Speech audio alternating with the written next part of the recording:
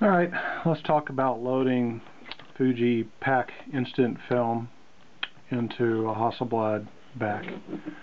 First time I did this, I looked around on YouTube for instructions on how to do it, and I didn't see anything super clear, so I had to do a little bit of it on faith. And you actually have to do it in faith because it feels like you're doing it wrong when you're doing it right. So anyway, here's the Hasselblad. I think this is the 100, yeah, the 100 model Polaroid back, and here's my Fuji pack film out of the pack, and I'm going to load her up. First thing to be sure of is that this glass here is clean. On my first roll it wasn't clean, and I got some pretty blurry photos, so just open the pack up, open the back up and make sure you clean both sides of that glass, and also clean the rollers, which you will find over here. You want to make sure these rollers are clean, so to do that you just pop this up out of here and use a lint-free towel of some sort. Microfiber works pretty well, and just I used my shirt because I'm that way, and there's that, and this just kind of snaps back in. So now that's good, and you're going to want your dark slide in to do this operation. Okay, I'm going to put the film in now. To do that, you unlatch this thing. It's easiest to grab it by these little ridges here. This is where the exposures are going to be made, and so that's where you need to put this side of the film. So I'm going to slide it in here, snap it into place. Okay, now I've got this in place. We need to make sure that all of these tabs are free, which I didn't do a good job of. Here we go. Now these are your exposures right here. I'm going to make sure all of those guys are free. They're not caught underneath or anything. Here's where it gets weird. This didn't feel right to me the first time I did it. You just close this thing, and it just feels like you're leaving this hanging out, and it's in the wrong place. But it's not.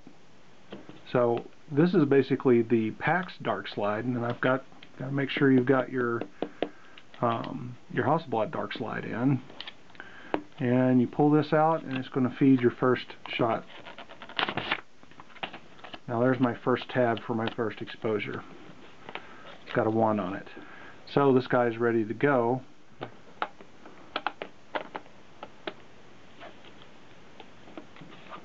Alright, ready to rock. Alright, I got a little shot framed up here. This is the camera with the Polaroid back on it, and I just set up my this is the 500 cm, and this is a 2000 FCW. You can't put a Polaroid back on a 2000 FCW. Do not do it. Bad things will happen to your shutter curtain. I've got the 50mm on the 500 cm, and it has a pretty close focus, as you see. That reminds me I need to adjust my floating lens element. So now it's at its closest focus, and I have the floating lens element set. Let me double check my focus.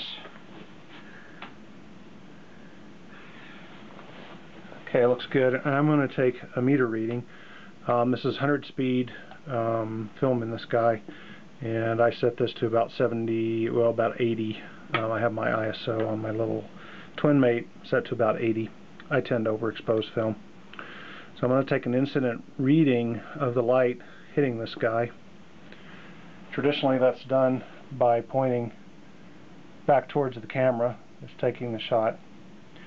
And I don't really follow that rule very strictly, but I'm going to do it here. So we have an EV, I don't know if you can see this, an EV of looks like 5.5. Okay, so I'm going to set up my exposure on this guy based on that. So I'm going to set exposure on this, and let's get it to, sheesh, it's already almost on EV5. What did I say it was? It's 4.5, so It's basically right there. That's 1 second at, I'm going to call it EV4 actually. That gives me 1 second at F4, and I'm going to recheck my focus here. Alright, and I'm ready to take my shot. Got this guy on a cable release. It's wound and should be ready to rock.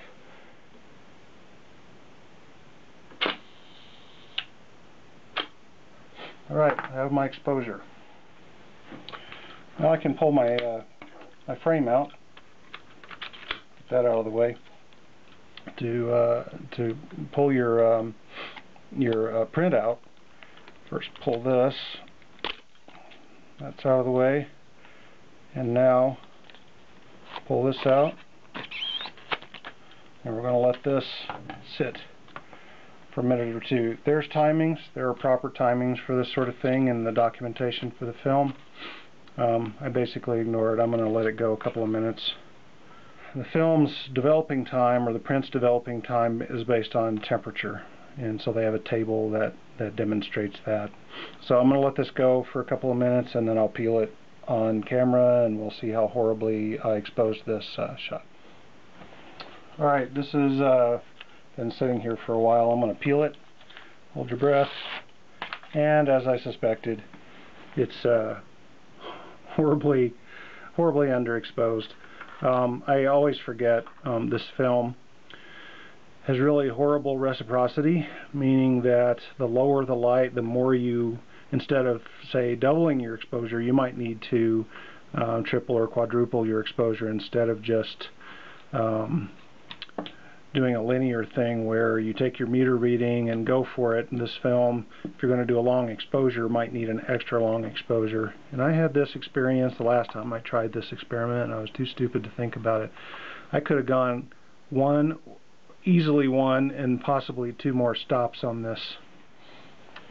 Alright, I'm going to make one more exposure, and I'm going to do it for a 5-second count. And again, I'm just counting this out with 1/1000ths. And let's see what we get. 0 1,000, 1 1,000, 2 1,000, 3 1,000, 4 1,000, 5.